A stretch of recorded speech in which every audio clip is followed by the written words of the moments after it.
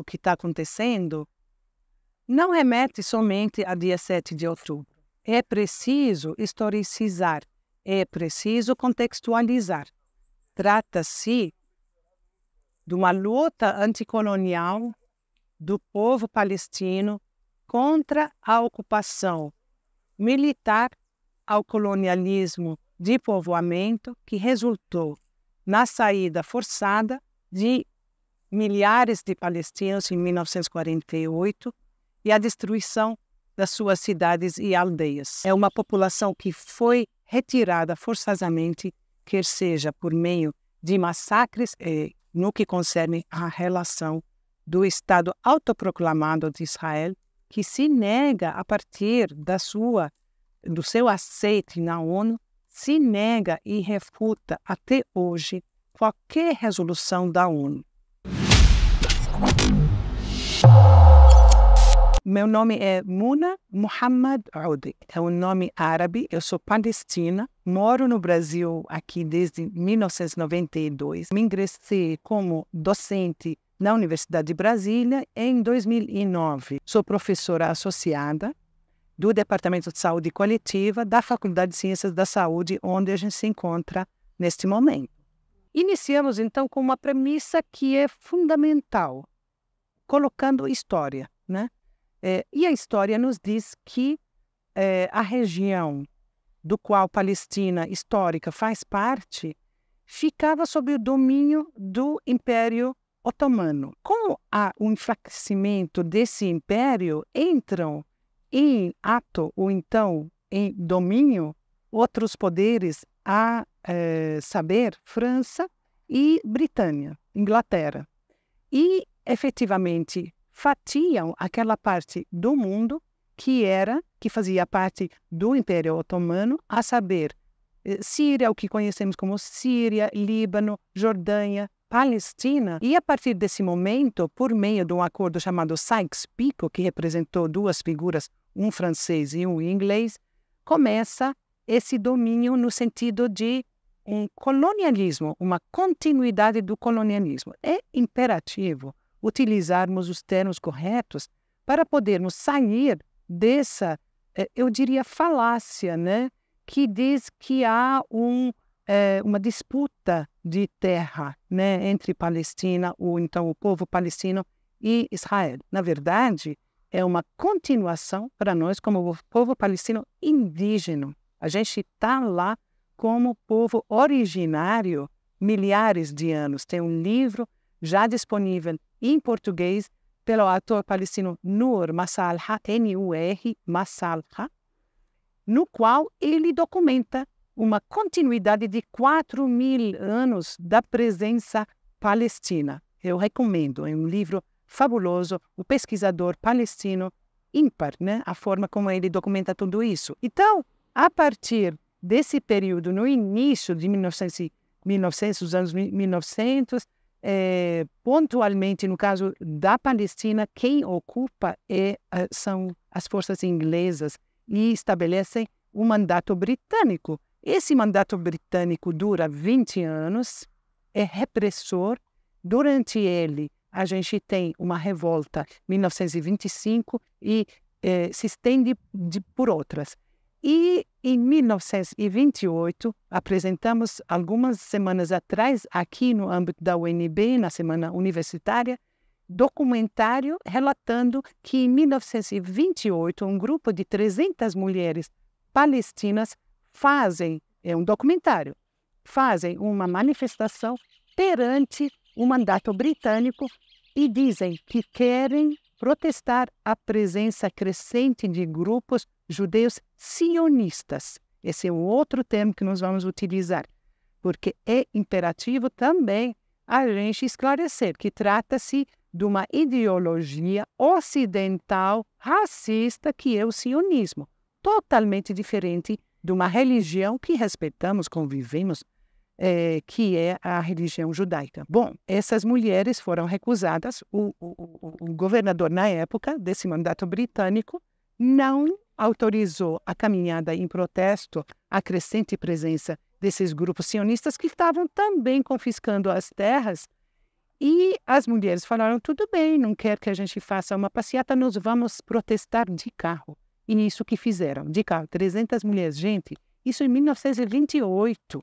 E isso é muito importante para demarcarmos também a presença orgânica ativa da população palestina, com herança e contato e dinamicidade com o mundo, 20 anos antes da autoproclamação do Estado de Israel. No entanto, ainda anterior à autoproclamação do Estado de Israel, entre 1936, como continuidade dessa luta anticolonial do povo palestino, entre 1936 e 1939, deflagra-se uma revolta, né? Então, é uma revolta palestina que dura 3 anos, enfrentando os poderes britânicos, do mandato britânico, que estavam dando apoio a grupos sionistas, judeus sionistas, vindo da Europa, para criar uma outra entidade, né? Uma outra forma da sua existência. Essa revolta está disponível num livro do Hassan Kanafani, também em português, chama A Grande Revolta Palestina, 1936 a 1939. Esses apontamentos históricos são imprescindíveis, porque muitas vezes parece que a história começa lá na Bíblia, depois para, não tem mais nada, e depois tem 1948. Por isso, eu faço questão de comprovar em documentário, em livros, em material científico e didático, porque não precisamos colocar dentro das nossas disciplinas, do nosso trabalho, né? Demonstrar a existência qualificada e a luta do povo palestino, que vem de longe e é eminentemente, profundamente anticolonial. Não parou de ser anticolonial desde aquela época. Por isso, o autor palestino Walid Khalidi fala sobre a luta de 100 anos do povo palestino. Ele é professor altamente prestigioso, o trabalho dele prestigiado, né, numa universidade muito prestigiosa, que é a Universidade de Colômbia, nos Estados Unidos. Eu faço questão de colocar essas referências, a gente está no âmbito acadêmico, é importante. É importante também situar a produção e o trabalho palestino, que há uma falsidade muito, muito triste, né, dessas referências no meio acadêmico brasileiro. Chegamos a 1948 e o que vem a tornar-se o Estado de Israel autoproclamado, eu faço questão de dizer autoproclamado, porque esse aceite na ONU, no âmbito da ONU, da criação desse Estado, o aceito era condicionado à implementação da Resolução 194, que garante o retorno do povo palestino, que tem sido, a partir da primeira Nakba, né, que é a catástrofe para nós, sujeito à limpeza étnica e a genocídio.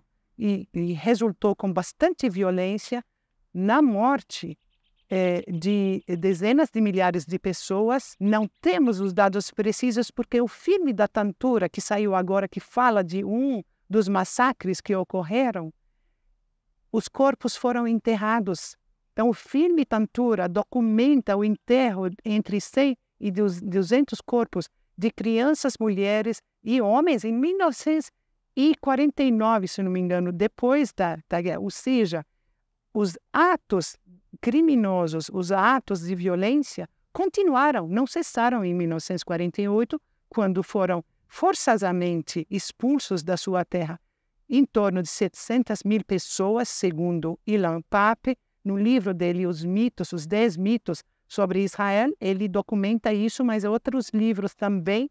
E o apagamento de mais de 500 aldeias e cidades. A gente esquece, muitas vezes, de mencionar as cidades. Em torno de 11 cidades também foram esvaziadas, foram destruídas, foram totalmente reconfiguradas. Eu quero falar, já que a gente está no meio acadêmico, de uma especificidade da natureza desses atos de limpeza étnica e de violência contra a população civil da Palestina em 1948, por meio de um documentário que saiu uns 10 anos atrás, pela Al Jazeera, bem documentado, com a colaboração de pesquisadores e pesquisadoras israelenses, e que se chama O Grande Roubo.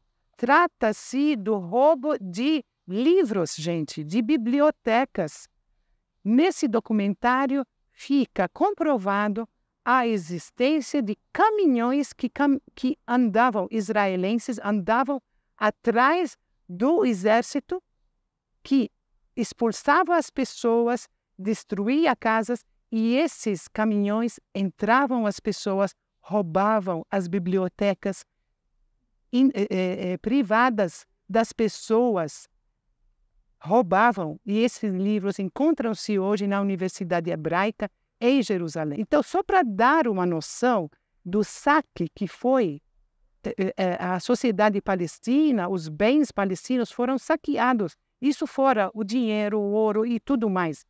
Era uma guerra, um colonialismo predatório por natureza. Mas quando a gente fala de contexto acadêmico, é importante também mencionar que até os livros foram roubados propositalmente, ou seja, esses caminhões eram consagrados para aquele ato. 1948 é a demarcação de uma prática, de uma conduta, de uma postura que continua até hoje por parte do Estado de Israel, que é o desrespeito e o não cumprimento de nenhuma das resoluções da ONU, nem da segurança, do Conselho de Segurança, nem da Assembleia Geral. Nenhuma. Israel é conhecida como um país pária, justamente por desconsiderar, desobedecer e não cumprir em nenhuma das resoluções. Então, assim, é importante situarmos essa questão da natureza disso que